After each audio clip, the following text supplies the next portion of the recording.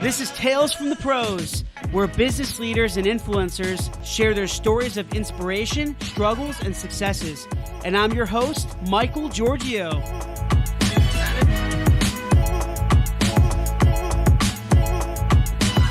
Hey everyone, welcome to Tales from the Pros. And this is Michael Giorgio, your host and co-founder of Imaginovation.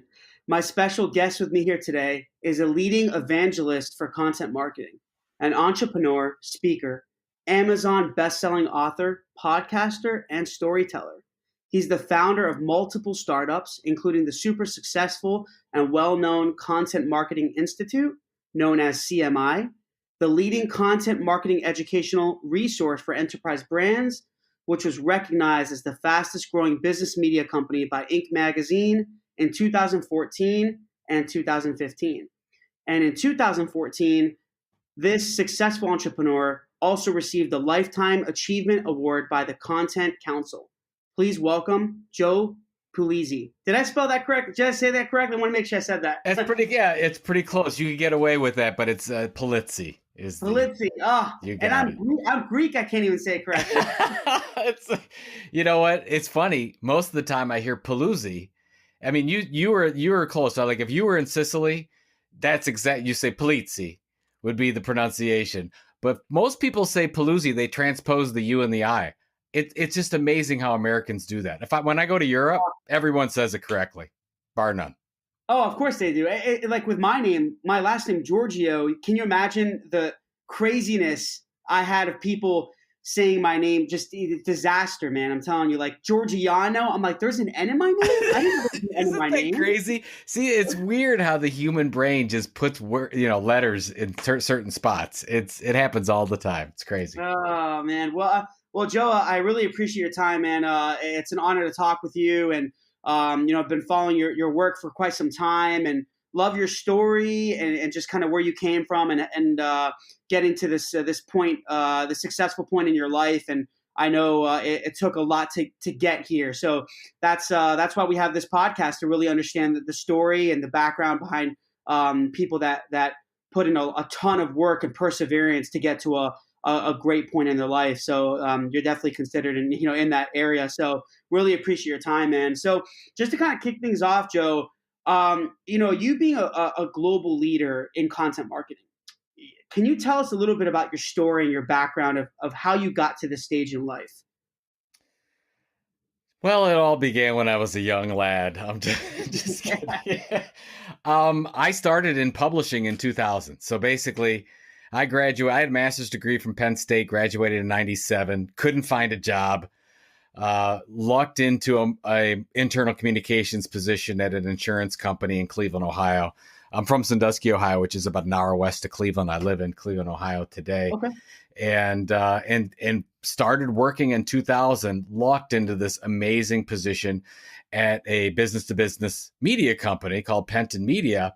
And I got put in as an account manager in their custom media department, which is basically content marketing. We would do custom magazines, custom newsletters, then into webinars and blog posts and podcasts and all other stuff for large business brands.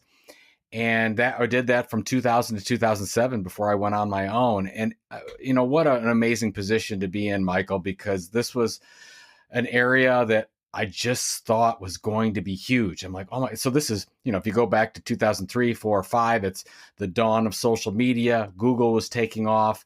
And I just felt, especially with all these conversations with these very large business brands, that they were going to have to learn how to tell their own story. They had to create their own content. They had to do so on a consistent basis. And I thought that, it was called custom publishing or custom media. And later we sort of evolved it into content marketing. But I said, this thing is going to be huge. Went off, launched what ultimately became Content Marketing Institute. Took me a couple of years of failing to figure that out. And, 2010, we launched Content Marketing Institute. And it just, after the recession, Michael, all the stars aligned. People started to spend more and more money on doing their own blog posts, their own mini magazines, their own digital magazines, and then into podcasts. And they needed social media content and all kinds of stuff. And brands aren't used to doing that. So that it just created this whole amazing industry, lots of technology. And it was it was wonderful to be there at that time to see it happen. And I just, those things don't come around often when you're in the middle of an industry movement. And Hmm. that's exactly what it was. And did you have any other partners when you launched CMI, or was it just you? Yeah, I launched it with my wife. So my wife Okay. and I co-own the business, and we were lucky enough that we used credit cards and a lot of our own debt, Yeah. but I didn't have to go out and get money. Thankfully, it made everything a lot easier because we ended up selling Content Marketing Institute in 2016. So it was a lot easier to go to market, find the right buyer. Work through the transition and not have to worry about other partners. So, by the way, any entrepreneurs listening, if you can do it without taking money, that's always the best way to go. I know a lot of people can't do that. You want to be in the next unicorn, but it's always the best if you don't have to take money. It always complicates things. Yeah, it definitely does. That's what we did with Imagine Ovation, Joe. It was 100% bootstrapped 8 years ago, and we didn't take any money from anyone. It was just really we incorporated the business. We had this vision, and failed a lot, succeeded a lot, failed a lot, up and down, and just continued to live and learn and persevere, like kind of like what you guys did, and it's definitely rewarding, and I want it's great because I want people listening to this that are starting a business or even have a business and it's successful. You don't have to get funding to make it, because when you do get funding from an investor, either angel or VC or even family and friends, there's just a lot more that comes with it. The saying, more money, more problems, right? Yep. And it's Oh so yeah. true, because someone's going to give you $1 million. You best believe the pressure and the stress on top of that to deliver, and just the legalities around it, and it just gets very complicated, and it's difficult to really to move forward on your creative vision. And I mean, look at what you and your wife did. You built a successful company, and you said you sold it a few years ago, and now you have other business ventures as well. So that's amazing, Joe. Really, I want people to be inspired by that. Well, it's Michael. It's a good point you make. I think what a lot of people don't realize, at least this is my opinion. So I'm Yeah. sure a venture capitalist would not agree with this, but I believe taking money is a last resort. Sometimes you need the funding depending on what the idea is to do that, but Right. you shouldn't go to get money as a first resort. And when I talk with a lot of young entrepreneurs, or they're looking to move from the corporate environment and start a business, they're always thinking, I have to go out and get money. And I'm like, well, no, you don't have to go out and get money. So true. You should try to avoid that. If you can't avoid it, okay, that's fine. Go out and get your Series A, go do your thing, get your angel investing on. That's all good. But yeah, you complicate that issue. I just talked to somebody this morning that, their first, the idea, they took millions and millions of dollars and the idea didn't work out. And they're at a point where they've got to figure out, what are we going to do? They're looking at what their pivot's going to be. Well, they have to go back to something like 50 initial investors and tell them that it didn't work out and they don't know what they're going to do next. I mean, it's a really tough. I mean, he was really, I felt so bad for him. He's really struggling. And Yeah. that's what Mhm. happens. And I'm not saying, you should go into it thinking you're going to fail, but I think that person could have gone into it without initially taking money Yeah. and could have been successful. It's amen to that, man, because I'll tell you that I've dealt with hundreds of entrepreneurs, and startups that are looking to implement and execute an app, and they have all these ideas. You know how we all entrepreneurs are. We're always crazy, we're cluttered, we're going 1,000 different directions. But the a big issue I've um, I've encountered, and that really concerns me moving forward, is a lot of entrepreneurs, and not even entrepreneurs, even just some business owners that have a business that they've launched, but they think that they've exhausted everything and they need funding. And I'm like, and for me as an outsider, I'll be like, oh, hey, John, or whoever, whoever your name is, John, have you considered doing it this way? Have you guys Mm-hmm. tried this? Have you tried that? Have you tried this marketing strategy to get new sales? Because right now you need sales, you need revenue, right? That's why you're looking for funding. If you have revenue, you feed it back into the business, and then you can hire people, you can expand, you can scale, you can so on and so forth. So, and they're like, well, no, I haven't thought about that. I'm like, okay, so for example, you haven't done SEO? They're like, no. I'm like, do you know that there's a lot of free resources out there? You can do an exchange of service and offer them something, and they'll do it for you maybe a few hours a week that can increase your rankings over time, and you're going to start generating some leads. You haven't been targeting Google at all, and you're business to business? They're like, no. And I'm like, oh my gosh.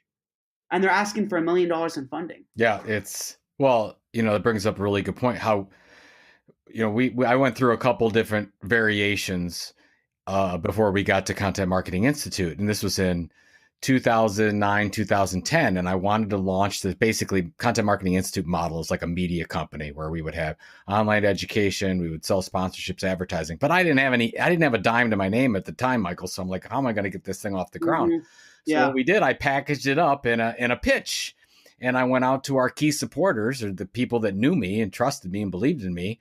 And I said, look, I don't have anything. I don't have traffic. I don't have anything right now, but here's the idea. And I would like to sell you an initial sponsorship. We called it a benefactor.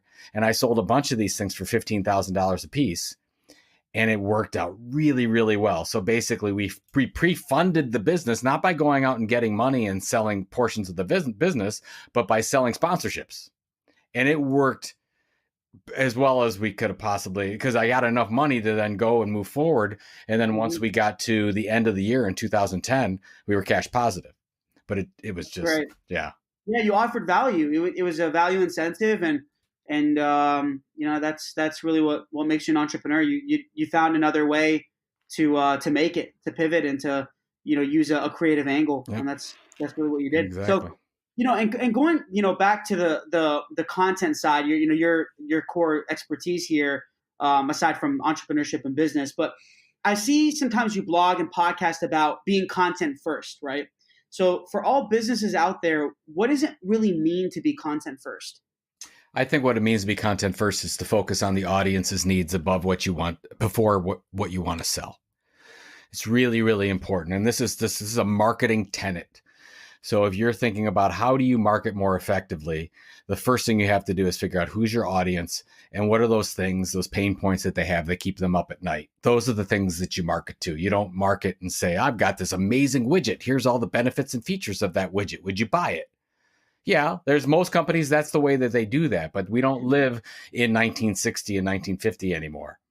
What we really have to focus on, and when we say content first, we say, okay, well, what if you can build something online digitally or in print even, but let's just say digitally, where you can draw an audience to you, and that audience starts to count on you for the information that you create, and they start looking to you for solutions to their problems, to their life problems, to their business problems, whatever it is. And that might come in the form of a regular blog series or podcast series or whatever it is, or a mini magazine. And you start building an audience of subscribers. Then once you build that audience of subscribers, you don't realize this until you get to that point. But when you do, Michael, then you can really sell them whatever you want. And I believe that for any entrepreneur out there, for any business, the go-to market strategy is let's not just focus on the product, this amazing product that we want to sell and get it out there. Yeah. Let's focus on building an audience first. And then once you build an audience and you understand that audience better than anyone else, they'll tell you what they want to buy. And then you can go and create that and make all your money and do whatever you want and live a happy life. But I think we get so focused on what we sell and what we want to sell and what we love that we focus on what's the key, and we miss the focus on what's the key to this whole marketing thing. And that is serving the audience. A lot of people forget that. Serving, yeah, really putting the community first, right?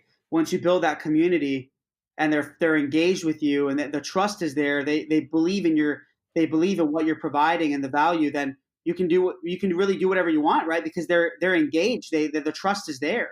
It's built. Well, when we launched, we launched a blog, called it The Content Marketing Revolution, and started to build an audience, got to about 5,000 to 7,000 opt-in email subscribers, and we were launching all kinds of other products that they didn't want to buy. And finally I started to go out and ask the readers, what are you doing? And then they used to email me and say, Joe, we really want training. Do you offer training? And Joe, are there any big events out there where I can meet other content marketers and marketers dealing with content creation and storytelling? Is anything out there like that? And I'm like, oh my God, they are giving me product ideas right now, unsolicited in a lot of cases.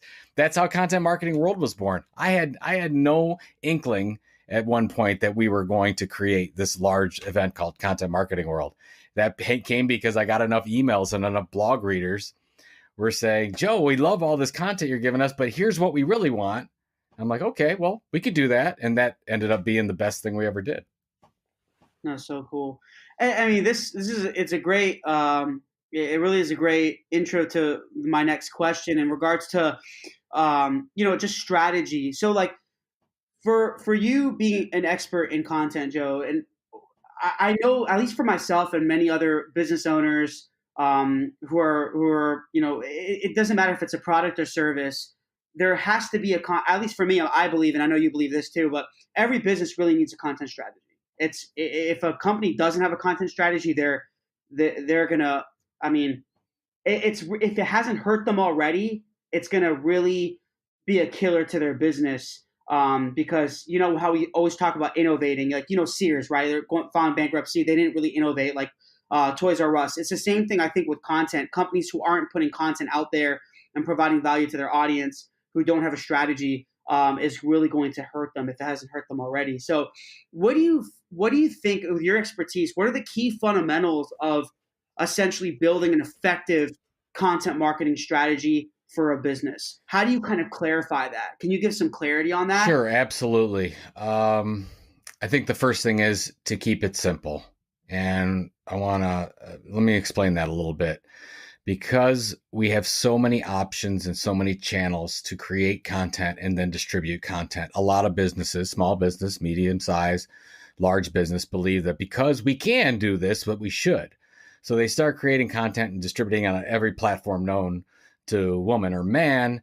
And it's what happens is you create a lot of mediocre content. It's not very helpful. You're not building an audience and it doesn't work. And so a lot of people get like, oh, we tried that content marketing thing and it didn't work out. Well, you didn't have a strategy. You just started to throw all kinds of content against the wall and you were wondering what was going to stick. Nothing sticks. So the best way to do this, especially today, is to start very simple. And first of all, figure out, okay, who's the audience you're targeting? You have to be specific with that. It's not, you're not targeting 4 different customer bases at the same time. You have to target one. And then you have to figure out, and we call this the content tilt. What is how are you going to differentiate your story? How are you going to break through all that content clutter and actually talk about something differentiated and valuable to that audience? So that takes a long time to figure that out. This is before you create any content. You have to figure out what your angle is. Yeah. And then instead of creating all this content on every different platform, you focus on, we call this building the base. It's really simple. You focus on one content type, one channel, and you consistently deliver over time. What that means is that you're not going to create, oh, we're going to do blogs and all this Facebook stuff, and we're going to do videos, and then we're going to do this TikTok stuff, and no, you're going to do one thing really well. You're going to create the best blog in your industry or the most amazing podcast in your industry, and you're going to do that better than anyone else with that particular content tilt that you have. Now, not saying you can't promote what you're doing using LinkedIn and Twitter and Facebook, but I'm saying the main thing should be on one of these channels, and then you grow that over time. And it takes generally at minimum 9 to 12 months to start building an audience. The average is about between 12 and 18 months, sometimes longer. So this is not a quick fix. So if you're a business out there and you say, Joe, I want to do content marketing, I got 6 months, what can I expect? I would say, don't expect anything. Takes a long time to build an audience. Consistency. Exactly. Consistency over time. So if you look at the greatest media brands and the greatest content marketing examples of all time, every one of them started out this way. New York Times just launched a newspaper, right? BuzzFeed just launched a blog. Huffington Post, now that has 300 different blogs, it's just started with one blog to one audience at the time. PewDiePie just had his video series. Go on and to look at the best in the. That's all they. And then once they built that audience, then they diversified. So that's the very simple thing. So if anybody's listening to this, I would say figure out what you're going to communicate of value. That's not pitching your product. So figure that. That's your content tilt. You got to figure that out. And then what makes the most sense from your company standpoint as well as your audience's standpoint. And how are you going to tell that story consistently? And when you do that, you got to do it, every day, every week, every month, whatever the frequency is, you've got to stick to that over a long period of time. And on a promotional perspective and you mentioned, Facebook, Twitter, and LinkedIn, YouTube, all these other social platforms. What do you feel when the content strategy is in place, and your angle is there, your audience, and your who exactly you're going to be talking to and trying to engage with and connect with? Do you think that it's better to just stick with, like you mentioned, one platform, but you don't really know if that platform is going to work yet because they're all changing? Like for us in my industry, we're in technology, so we feel that LinkedIn is really powerful for us because a lot of our target audience, let's just say directors of IT and marketing directors, and they're going to want an app or a website, things like that. So LinkedIn's better for us and potentially YouTube, but Facebook. Not saying that audience isn't there, but organically it's a lot harder because they're heavily influencing paid, right? Yeah. So what are your kind of thoughts on how they're evolving right now? Yeah, it's tough. I mean, you're getting less organic reach. Most of it's pay to play. Everyone's fiddling with their algorithm, including YouTube and LinkedIn. It's just not as bad as Facebook.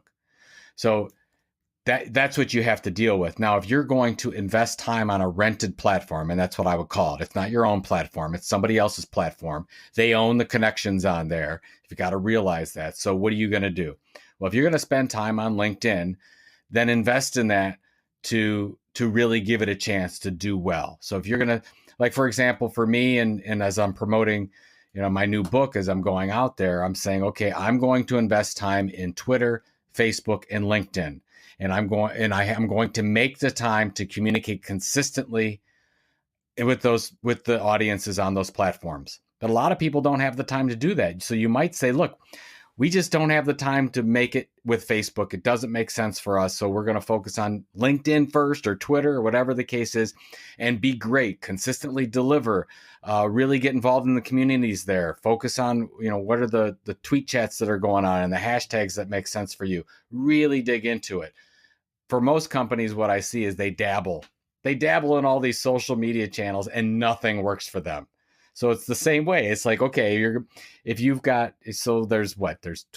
Twitter, there's Facebook, there's LinkedIn, there's YouTube, there's now TikTok. Those are your main platforms, right? Pick one that you can really be good at and build an audience and try to get that audience to move over to whatever that content product is you have, so that you can own those subscribers there.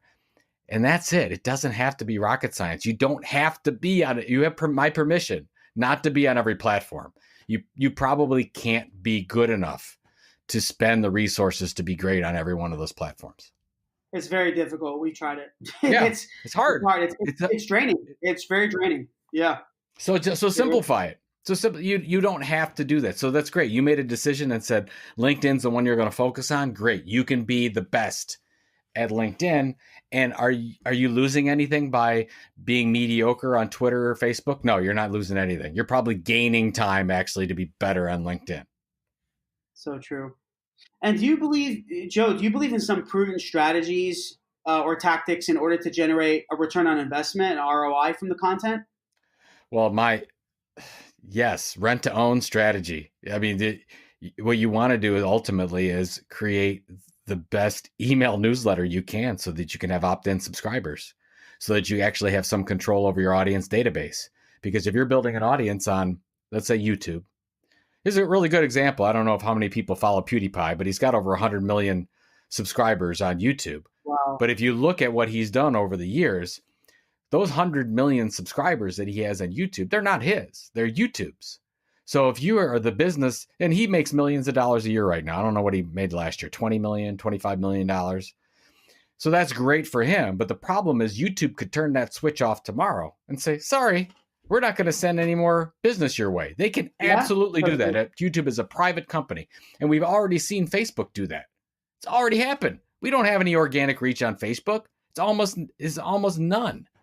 So if you're PewDiePie, what is PewDiePie doing? He's trying to get to his own content. When he launches a book, when he launches new offerings, he gets people to go to his website and sign up for his email newsletter or his email updates, because then he has some control over it, and he gets the double opt-in, and he has that one-on-one relationship with those people through email. And I hate to say it, but we're going back to 1999. I mean, email newsletters are way in right now, more than they've ever been before, especially with all these regulations like GDPR that you've got going on in Europe. That's going to happen. And you've got the California law. And I think there's laws going on in 28 states about your opt-in email newsletters and things. Well, this is a great time for content marketers, because if you can give something of value and somebody actually wants to subscribe to your stuff, they're giving you permission to communicate with you, with them. And it makes it a lot easier, but you have to have a really amazing content offering for them to subscribe in the first place. That's exactly what I was going to ask you next, is that when you're asking people to subscribe to your content, it's not easy, as we know, right? It's difficult because people don't want to give emails. They're very hesitant. They don't want to be spammed. So when you do offer a blog or a video on YouTube or whatever it may be, it's so hard to get through that barrier, that barrier of entry. So what are there certain things that have worked for you? I know you mentioned giving something away, but I feel a lot of people are still doing that. They're giving white papers or certain pieces of content. Is there anything that you feel over your years of experience that are really work well and that will work well for people that aren't as known? They don't have your thought leadership. They're not as well known as you are. Well, the first thing is, before you even get to the giveaway, Michael, is you have to have an unbelievably valuable e-newsletter. Now, right now, that disqualifies 99% of the people listening to this. Mm-hmm. Now, I hate to say that, but it's true. I mean, when I go in and do a content audit, we'll look at their email newsletters, and they're all terrible. They're like abstracts and links, and there's stuff that you can get anywhere, and the content's not any different than their competitors are doing, or you could find easily on Google. Well, why should somebody subscribe to that? They're not going to subscribe to it. Or if they do subscribe, they're going to unsubscribe pretty soon after that. Yeah. So the first thing is you have to look at what you're really delivering. Is this something truly of value? And then the second thing is the giveaway. So you mentioned it's like, okay, they go to your website, you've got the sign up button and it says sign up to our e-newsletter. Well, you have to say they're probably not going to do it just for that. You got to give away something amazing, like something they'd pay a lot of money for. Like, this is research that's really important for our industry. It's going to help you do your job better. You can download it absolutely free. And with that, you get a subscription to our e-newsletter. So great. They get that white paper, that research, whatever it is, that audio file. And then they're going to get your e-newsletter and they'll look at it. But if it's not great, they're going to unsubscribe. So, I mean, with Content Marketing Institute, we ended up getting our list to over 200,000. I don't know where it's at now since we've sold it. Let's say it's about 220 or 230,000. And we really worked hard to make that a value. And by the way, that drove the entire business. He's looking at the entire business model for CMI. It was driven by the email database that we had. Now, as I left and I started doing joepolizzi.com and restarting, I started to build that email newsletter back up, and I'm working on it. I've got almost a couple thousand that I've started up. Now, my open rate for my email newsletter is between 45 and 50%, which is pretty good. That's great. It's great. Yeah. I mean, I'd like to do better, but it's because I really think hard about what should go in that email newsletter, and I'm focusing on who that audience is and how I can truly be helpful. So if you are working at a business and you focus on who your audience is, you have to spend a lot of time on making that content effort great and not do what we've done for the past 20 years with email, is just say, oh, let's spam the heck out of them. We need a little bump in sales. Let's send them out a coupon code or whatever the case is. What we really want to do is just focus, stop selling stuff and start growing a relationship with your customers by giving them something amazing through your email. Yeah, and I thought of a cool strategy is to for some people to even to instead of giving a tangible piece of content, which is great, but at the same time it's saturated. I mean, a lot of people are doing it. So maybe some to be more creative, maybe offer a piece of advice. So if you're a developer and you have this website and you're on YouTube and you say, hey everyone, please subscribe to my content. I know you guys don't want to send emails. I completely get it. However, for me to give you something back, if you have your email, give me a question and I will give you a call and answer that question. And I will give you free advice for 5 minutes. If you're a business to business company and you have the time to do that, you can absolutely do something like that. You just got to be careful that you actually keep your word and do that. Yeah, so you can have like 1,000 comments. Well, I mean, yeah, I've seen some really good where let's say you're an SEO company and you're trying to build, and you'll say you'll give them a free analysis, a free audit of their website where they already have the software. It's not going to cost them anything. It's a really good report you can give them. It might lead to more business. Those are the types of things and online tools that you can do that don't cost you very much. That's of real value to people. So I guess that's what I would think. Whatever it is, it's the consultation, it's the research report. For my new book, I'm giving away a bonus chapter that you can't get anywhere else, something that they can't get that they really want. Great. Do that. Yeah, that's definitely good advice. And what do you feel in regards to just content itself? Like, what does it really take to create an effective and impactful piece of content in today's competitive age? What would you consider a great piece of content, video or written or audio?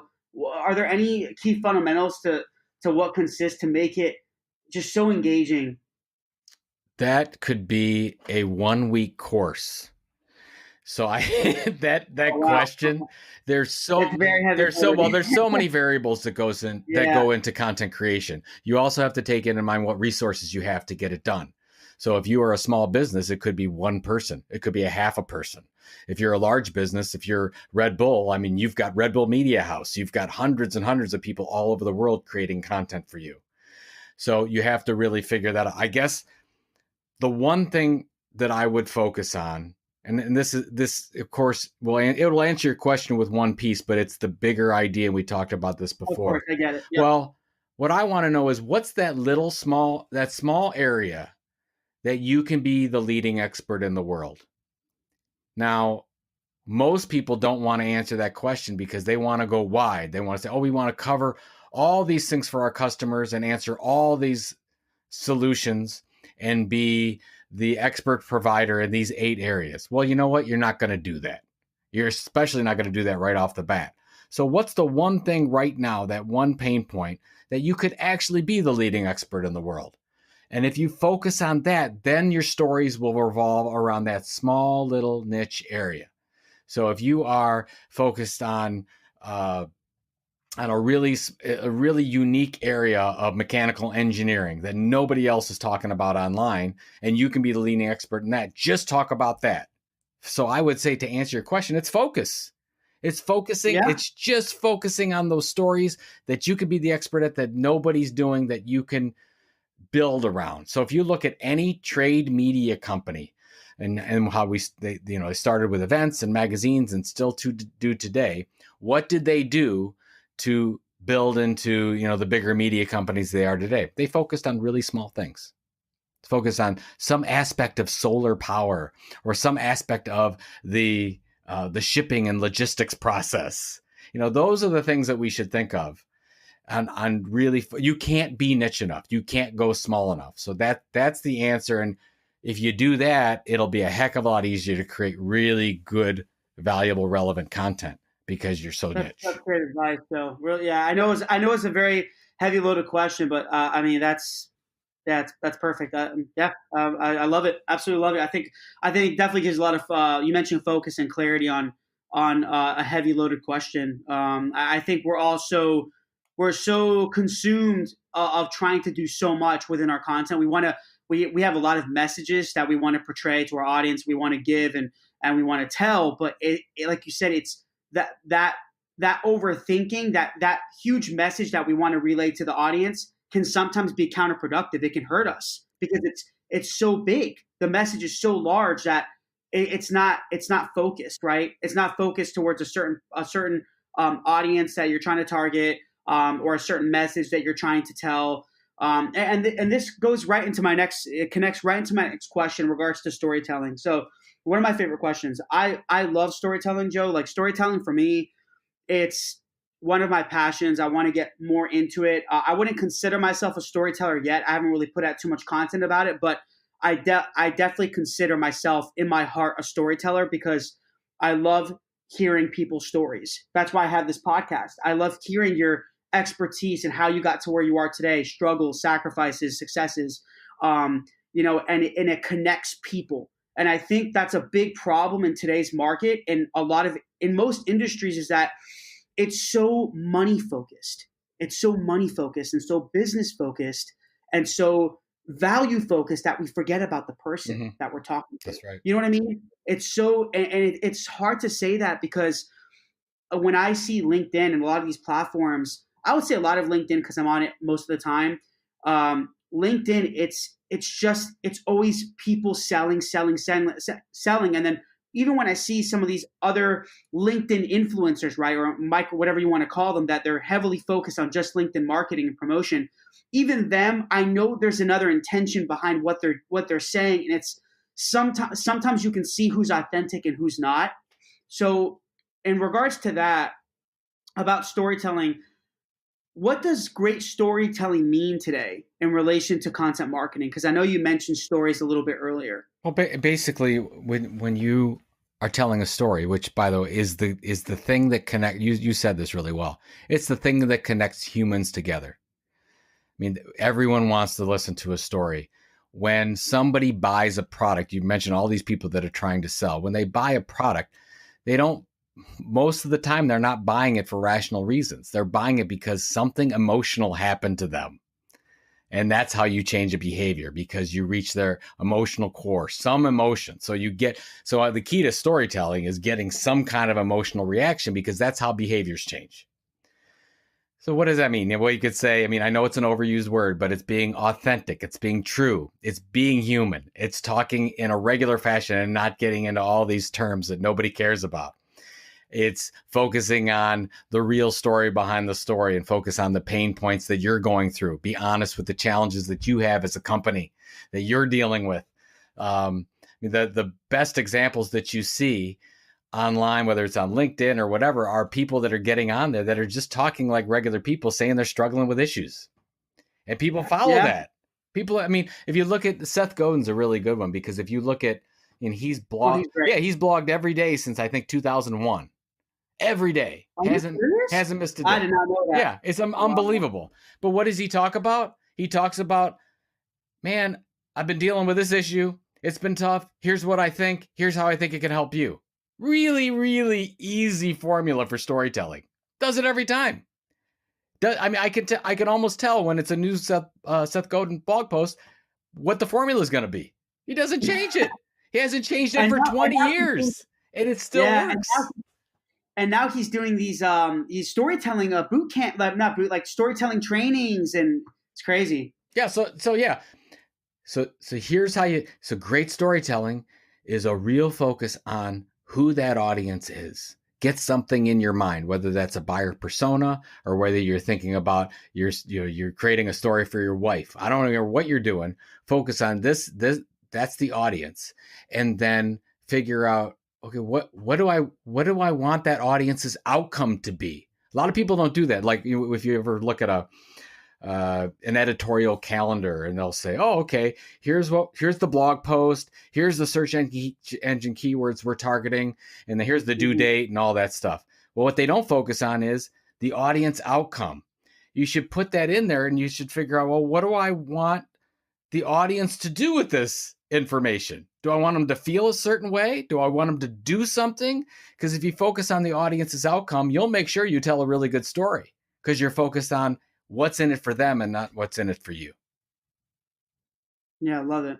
And Oprah's masterclass. Have you seen that? I love I have that. not seen it, but anything by Oprah, I would Oh, probably sign up.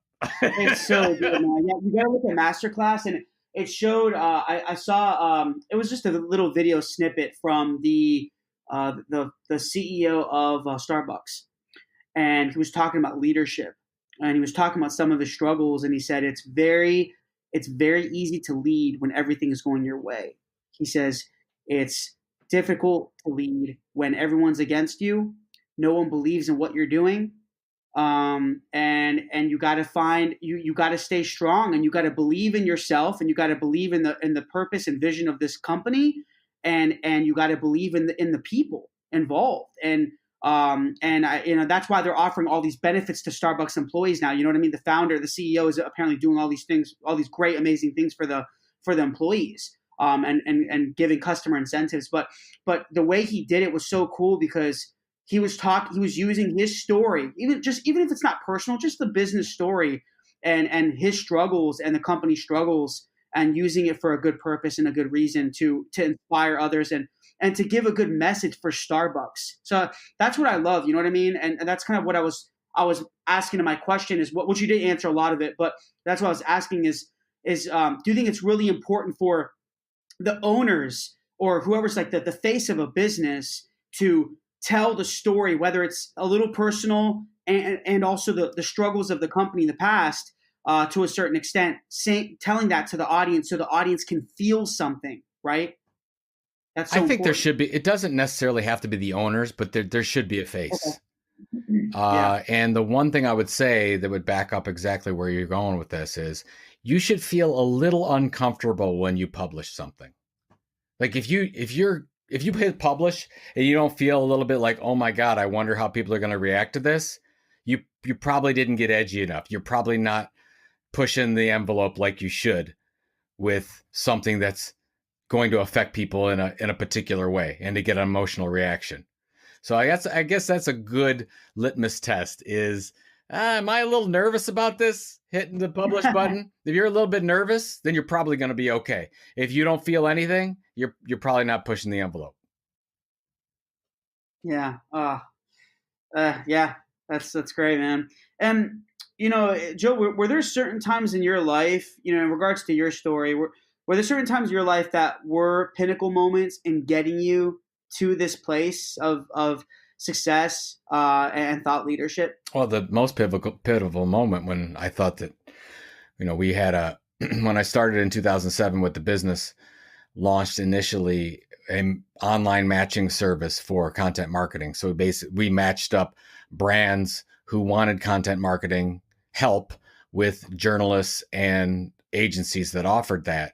And it was, I loved the product. I fell in love with it.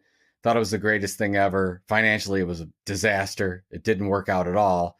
And it was in September 2009. I'll never forget it, where I couldn't figure out what to do. It wasn't working. And why it wasn't working is because I fell in love with my product and I didn't fall in love with my audience. And what I should have been doing was listening more to the audience.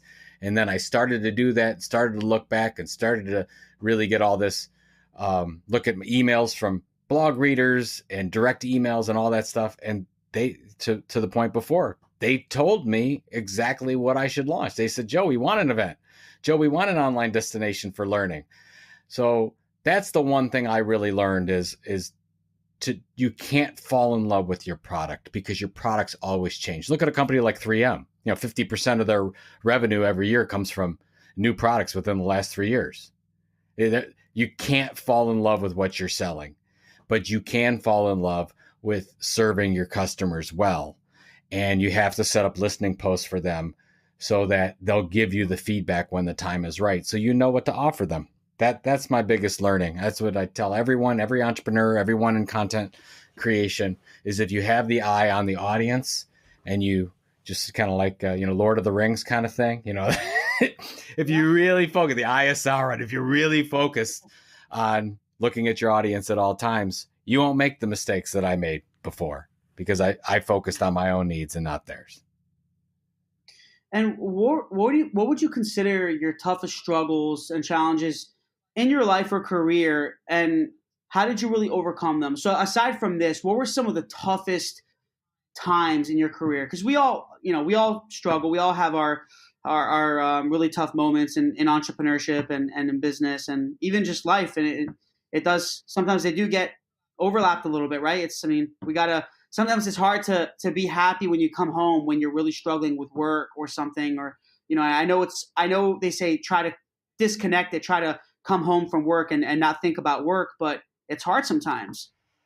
Well, I mean, outside of the example that I just told you, what the toughest thing it's not one thing, it's every day. Because Yeah. if you want to be successful as your in your content marketing strategy and build an audience and do the right things for your business, you have to do this every day. You can't miss a day.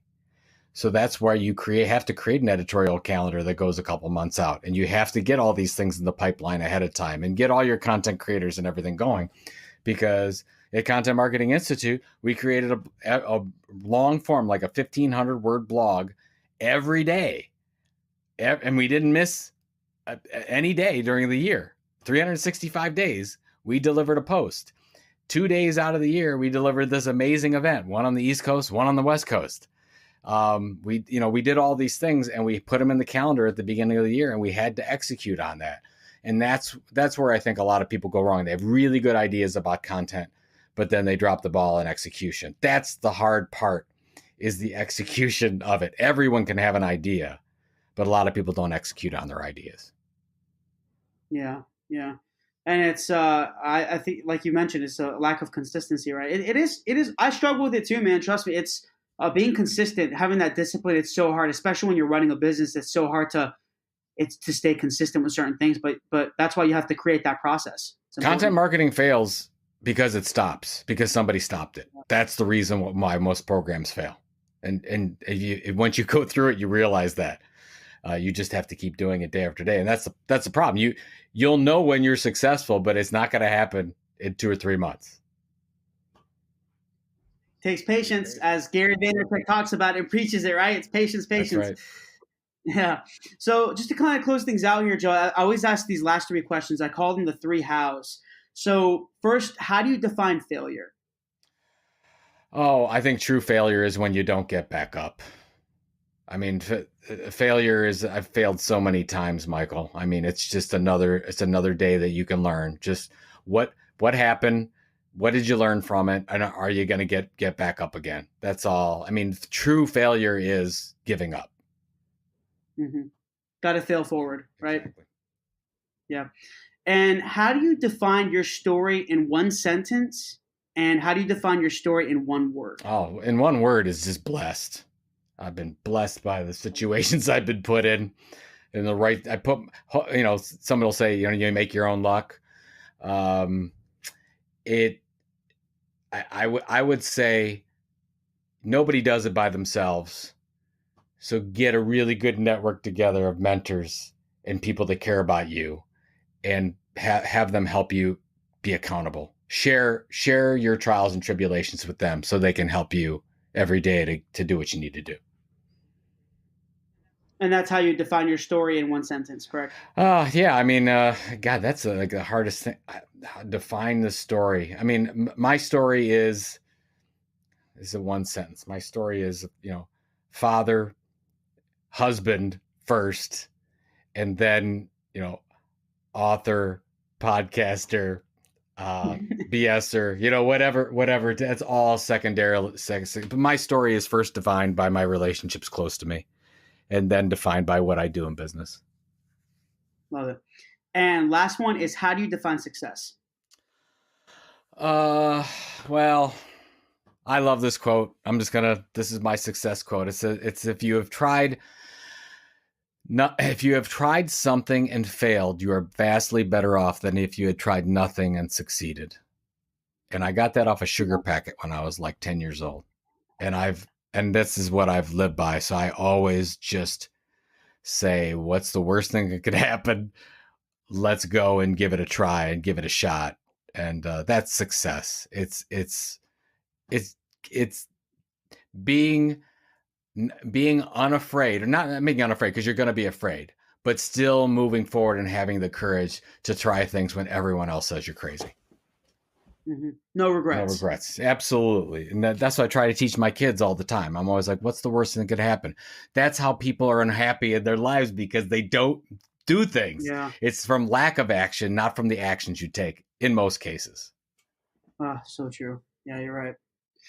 Awesome. Well, Joe, this has been a blessing. I love it. Thank you so much. Really appreciate your time, and I hope the audience gets inspired and learns a lot from this episode. So, where can everyone find you, Joe? So all my stuff, everything on me, all my books at joepulizzi.com, Pulizzi. You can get my random e-newsletter that I send out every 2 weeks, and then my new book is called The Will to Die. It's my first novel.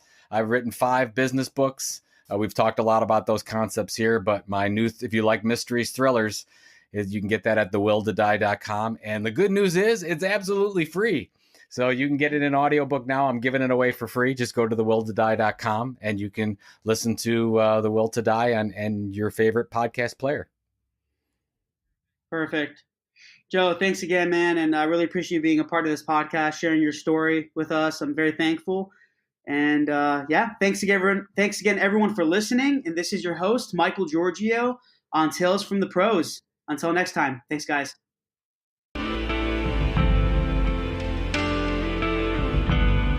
Please subscribe to our YouTube page and also follow our social media. There are links somewhere around here. But we really appreciate it, guys. Thanks for all the support. And I'm going to be giving you awesome content continuously. And we look forward to seeing you soon.